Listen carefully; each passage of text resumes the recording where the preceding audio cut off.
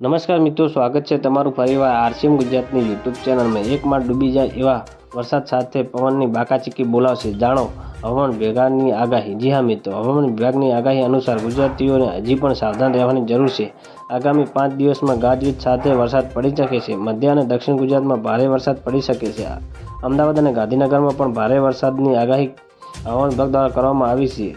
બીજી cyclone circulation સક્રિય થતાં ભારેથી અતિ ભારે વરસાદ તૂટી પડશે। જી હા મિત્રો, આ ઉપરાંત વરસાદની સામાન્ય નહીં પરંતુ તોફાની વરસાદ હશે, કારણ કે 30થી 40 કિલોમીટર પ્રતિ કલાકની ઝડપે પવન પણ ફૂંકાય તેવી શક્યતા છે। જી હા મિત્રો, જેના કારણે માછીમારોને દરિયા ન ખેડવા માટે પણ હવામાન વિભાગ દ્વારા માહિતી આપવામાં આવી છે।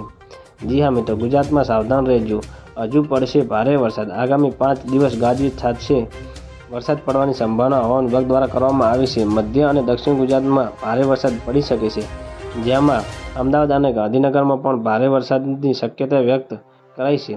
બીજી સાયક્લોન સર્ક્યુલેશન સક્રિય થતાં ભારે વરસાદ પડવાની તેવી આગાહી કરવામાં આવી છે। આ ઉપરાંત 30થી 40 કિલોમીટર પ્રતિ કલાકની ઝડપે પવન ફૂંકાય તેવી આગાહી કરવામાં આવી છે। તો મિત્રો, ન્યૂઝની સતત જાણકારી મેળવવા માટે અમારી ચેનલને લાઇક, શેર અને સબસ્ક્રાઈબ કરી લેજો। ધન્યવાદ। જય હિન્દ।